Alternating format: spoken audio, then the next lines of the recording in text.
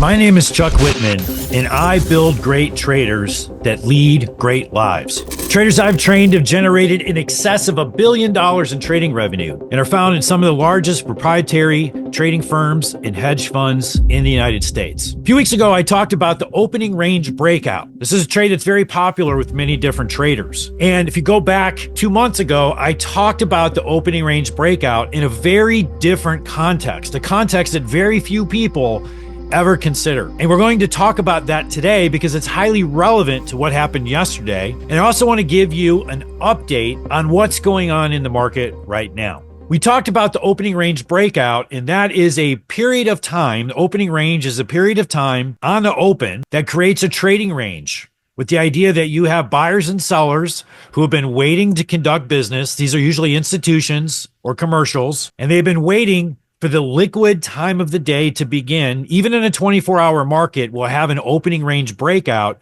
when the volume starts to pick up. And we talked about we'll set a price range where those institutional parties trade with each other. And then after that, we watch and see which way the market moves. And this is oftentimes a dependable move. And there's a lot of utility for different uses for the opening range. I call this the initial balance period, or IBP. What I talked about 2 months ago happened again yesterday, which is that you can use this concept anywhere, not just on the open. You can use it around catalysts.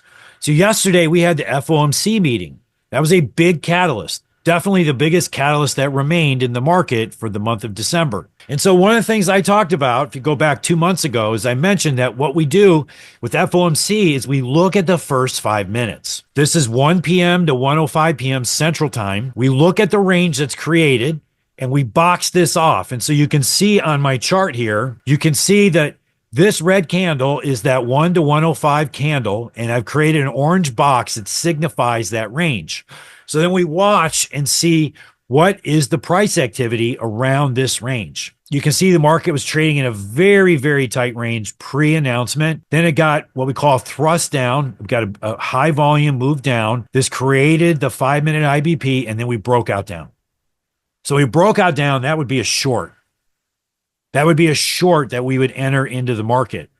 And you can see that both these bars happen on above average volume, pretty strong volume down. And then the market just keeps selling off. It sells off a lot, basically 180 S&P points. It's a big move, down 3% basically. And so this gets us short and allows us to ride it the rest of the day. Now, this is an S&Ps. I also want to show it to you where this is really a force is in fixed income. So we want to remember fixed income is what really drives all these other asset classes. Interest rates are the biggest driver because it's the cost of capital. It's the biggest driver for other markets. So here is the 10-year note. And we can see the 10-year note has a much bigger response in the first 5 minutes than SPY did. This is pretty normal. It says this big bar down, which creates our 5-minute IBP, and then we break out down. You can see after we break out down, we just trade down the rest of the day. So you can see this across the board in asset class after asset class. You can see it in the dollar. You can see it in gold. You can see it in other stock indexes or other parts of the curve. Right? This is a very reliable trade. And so you can use this IBP concept around any catalyst. Okay. Now, the next thing I want to mention is we have been talking with our clients across our various subscriptions how important what was going on in the market was to the whole bull thesis. So we've been operating under the idea that we were going to be in a 6-month to 1-year bull market. Now, and it had been playing out very much like we thought, and we came into December bullish. But remember, one of the key aspects of successful trading is to have no attachments to your position, have no emotional attachments, no psychological biases. And so one of the things that we were doing is we were talking about as the market was starting to sell off, we said we're coming to an inflection point where interest rates needed to stop rising. If they did not stop rising, stocks were going to go down. If they did stop rising, well, then stocks could bottom and rally hard into the end of the year. In fact, these next 2 weeks are the strongest bullish seasonal of the year in stock indexes. So there's a lot of reasons for the market to go up into the end of the year. But if inflation was not coming down, that was going to be a problem for the Fed. And so yesterday we had the FOMC. They did a 25 basis point rate cut, but then they scaled back the amount of future cuts that they were planning on from 4 to 2. But in addition, they changed the language to basically say, you know what, inflation's not going down. And so we're going to have to really watch and temper back our desire to cut until we know that inflation is actually going down again. So inflation has stopped going down, and in reality, it's actually started going up.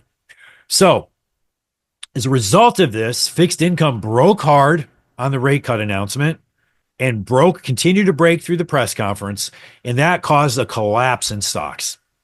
So we had identified a weekly support level that we thought was key to the bullish thesis. If this weekly support level gave way, it was going to open the higher time frames to all move down.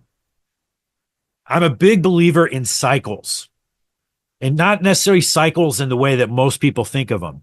But the market operates in a cycle. You can see it go up and go down and go up and go down. And it does this through a variety of different factors. It does it in price. It does it in volatility. It does it in momentum. So the market will rally, and then it'll revert. And it'll rally, and it'll revert. And each time frame has its own cycle. So one of the things that we can do is we can create a multi-time frame alignment and essentially see that if certain lower time frames give way, it opens the door for a higher time frame to have a cycle move. And these cycles, when they move, they're big. We had a big day down yesterday in stocks. Now we have to see, was this an exhaust day or is it going to be a follow-through day? In general, I think we might go sideways for a day or two, but I think this is a very, very bearish development. Hope I'm proven wrong. And again, I have no attachment. So if I'm proven wrong, we see signs of a low going in, we'll flip and we'll go long. But right now, things are not looking good. Now, today, stocks open higher. And this is typically what happens. When you have a huge down day, they almost always open higher. But one of the things you're seeing is fixed income today. I'll just show you quick. Fixed income is not, it's not stopped going down. So here's today. You can see fixed income had traded sideways for a long time, and now it made new lows recently. And so what we're seeing in SPY is we saw SPY gap higher, and now it's fading. If it closes lower today, if it closes below yesterday's low, that's going to be really, really bad. Have no attachments. People get in all the problems come when they're long and they don't want to admit that the trade's over. Big driver of this is scarcity, belief there won't be another great trade. There's always another great trade. So hopefully you found this helpful. Continue to watch our videos on YouTube, or if we send them to you directly, and I will see you soon. Good trading.